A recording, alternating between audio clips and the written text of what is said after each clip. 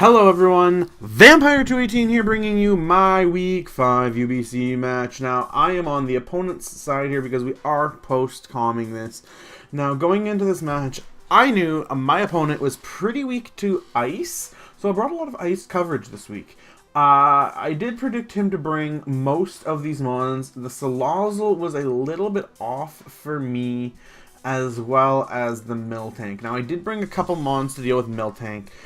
So let's go ahead and jump right into the match, and I do decide to end up leading off here with the Aerodactyl, and my whole goal here was, I was figuring Aerodactyl is always my suicide lead.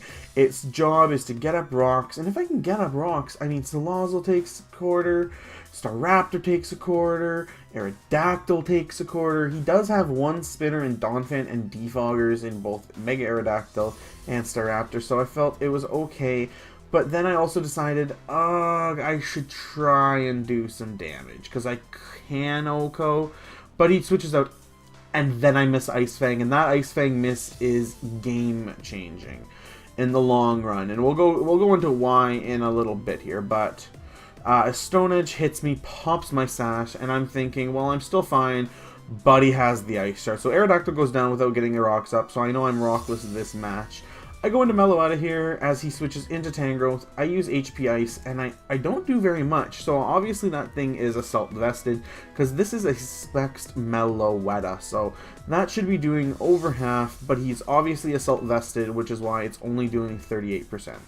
So I hit him up again, I do another 37 or 38%, but I get knocked off, knocking off my specs, and then he wants to go and just pop Regenerator. So I do get Psyshock off, which is nice, because Psyshock I knew was doing big damage to basically all his team. Salazzle wasn't taking it, nothing on his team was taking it other than maybe Miltank or Donphan. So he does take pretty big hits on his Mega Aerodactyl, but Pursuit is enough to kill me, and that's kind of like, oh man, it's probably, I didn't do the damage calc, but it was definitely enough to kill me. I'm not sure if it was close even, but we're gonna go ahead into Golisopon here because I'm thinking, you know what, an Aqua Jet will kill this thing. Switches into the thing, and I knew First Impression would also kill, and the reason I did First Impression over Aqua Jet was because I was looking at his team. Aqua Jet hits a couple things. First Impression does more to things like this in the Tangrowth, though. So I do get some good damage off with the First Impression, doing 45% because I am banded, meaning I can do some hits. I go into the Aggron here thinking Aggron can tank this thing all the live long day. It also has Brick Break, so I should be able to do some big hits. Goes into the Donphan, I Mega Evolve, and I go for the Brick Break. Now, I probably should have gone for Ice Punch here, just to take out this Donphan. Now, that was a mispredict on my part. Seeing the 26% loss of health, though, means that I know this thing isn't like hyper defense, so we're in an okay position. EQ hits me for 40%, and then I Ice Punch, and he lives at 3. And that's what's huge in the long run, because HP Ice, if I had made hit with Ice Fang earlier, this thing would be down right now, and I would be in a much better position. I wouldn't have had to switch out there into Mega Aggron. I would be up a mon right now compared to where I am, because he does just Ice Shard here, and I Outrage and take him out. So it would be an extra turn where he's not taken out. But then we have Scarf Staraptor, guys, and that really, I think, carries him this week, because Outrage would have taken out Ahawk here if it was not Scarfed with Outrage. So I go down because of the Scarf. Golisopod comes back out. He has to switch back out into the Cowley. I do go for Aqua Jet here. Probably a mistake. Another mistake I make right here, because I could have easily gone for First Impression and worn this Miltank down.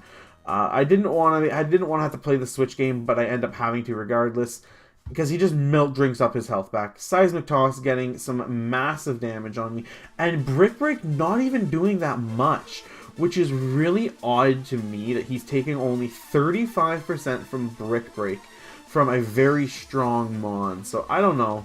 It's a little odd to me, but Seismic Toss does take out Mega Aggron here, so we're in a pretty bad position. I go into Golisopod. I have 51%, so I am First Impressioning here.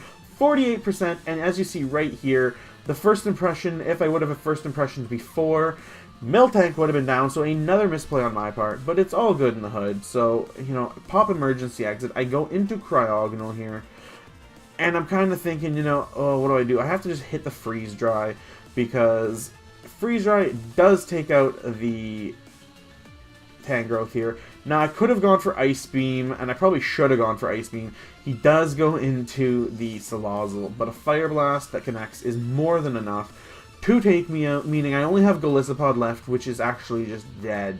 And it's really sad. I did do quite a bit of prep for this week, and I did misplay quite a bit in the match, and I'm hoping in the next couple matches, next match for sure, that I'm able to bring you a much better game. I've been Vampire218. If you liked the video, make sure you leave a like, share, comment, favorite, and subscribe, and tell me how you guys think I can do better in League play, because I really do want to improve. You know, I want to go very good this season, and so far, I've been doing okay. Let me know in the comment section down below. Bye!